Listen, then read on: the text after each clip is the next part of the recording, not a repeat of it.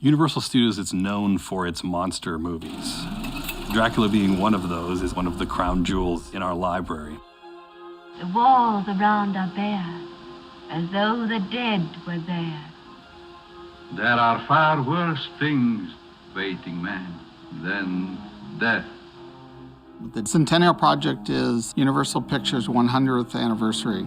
We are releasing 100 of our titles. Dracula is one of the Centennial Restoration titles. We are scanning at very high resolution so that it can be enjoyed by everybody in any means that they want.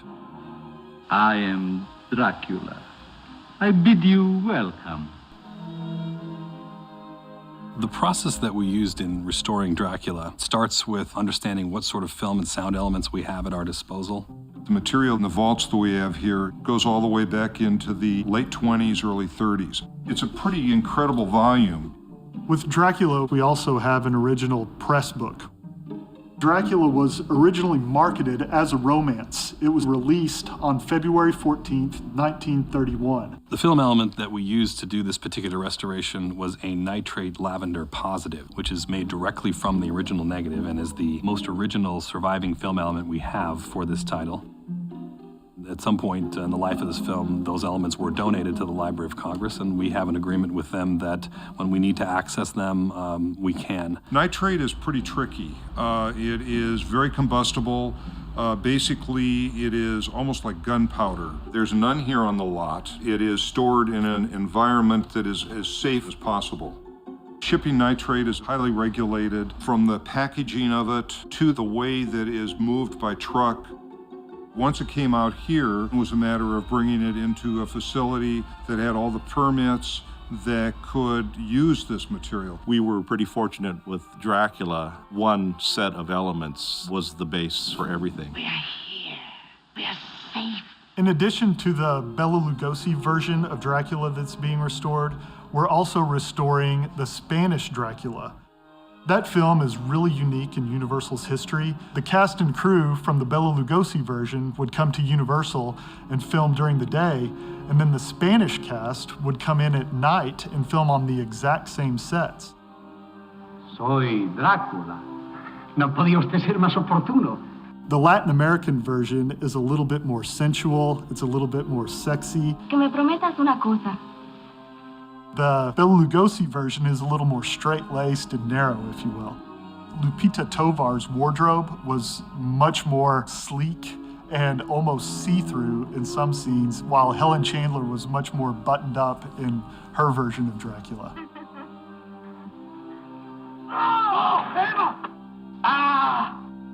To be able to give that the same treatment that we're doing for the English Dracula that's a great opportunity.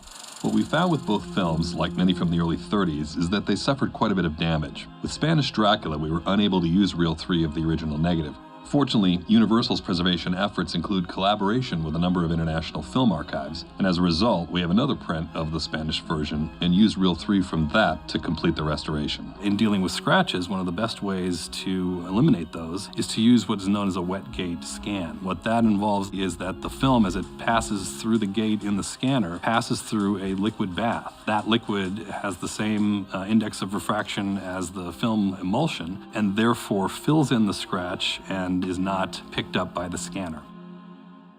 As we're scanning the film, we are already performing some form of restoration. Once we have those digital files, we take those into many different workstations, working in parallel to do things like tear and scratch removal, dust busting, or dirt removal. In Dracula, we've had some severe film damage on a few frames. I'm able to look at the bad frame and see what frames are around it to see if maybe I could steal portions of a frame before or after the damage and composite it together. And I'm able to paint that out. Quite a few shots needed stabilization, and our software will track the actual original camera movement and negate the camera movement or do a percentage of stabilization because you want to keep that natural camera weave in there. The Dracula main title, there's a large jump cut. Size of the title changes. At some point in time, someone had made an edit. As you can see here by the splice lines, We smooth that out so it's imperceptible now. even though it's black and white, it still requires some form of density and contrast correction. We call it color, for lack of a better word. When this thing first started, we had something that looked very washed out. So what you're trying to do is maintain the contrast to make it look mysterious and spooky, but still see the detail. We can isolate an area of the frame and either make it darker or lighter. If we can fix it and not compromise the overall image, we usually try to fix it. The whole point of this process is to not let the viewer know that we were here. Vampires are pure myth. The superstition of yesterday can become the scientific reality of today. Dracula, it's a mono recording, and we're going to keep it mono and present it in a cleaner fashion.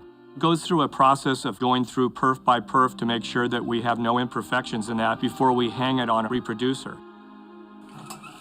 Once we have it up there, we are now going to bring it into a digital recorder, and basically that will be the element that we'll actually create our restoration from. We have some incredible artists who are able to go in and sonically deal with some of the issues that are inherent in the source material.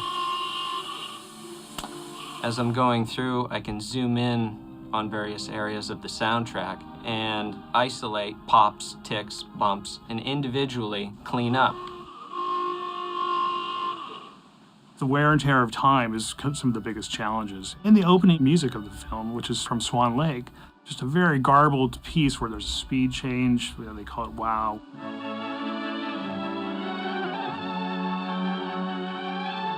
Fortunately for this music cue, existed in Spanish Dracula. So we were able to go back and find a matching piece of the same music with the same quality.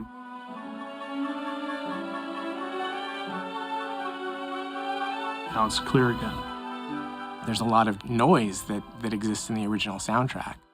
When we listen to the raw track, there's just a horrible hiss throughout that entire picture. Now we really get to hear the movie in a clarity it's never been heard before. Listen to them. Children of the night. As soon as we've done a complete pass of denoise, we go into a larger room, and it's all about making scenes even. There is no adding of any additional material, no changing the intent of the original director's view on how he wanted the sound to be. We want you to feel like you actually went to the theater in 1931 and heard it just as brand new as the day it was made. The last rays of the day's sun will soon be gone, and another night will be upon us. It's an unbelievable opportunity to be working on such classic movies. Get shots you're not quite sure that you know how you're going to take care of, and in the end they come out pretty awesome. Yes, master. Our goal is to make sure that the image that was on that piece of film is here for everyone to see. You're leaving a legacy that you took something that was in trouble and you rescued it, if you will, and brought it back to a better luster of what the original filmmaker would have loved to be able to see. We do have the capabilities of doing so much more today because of the digital technology.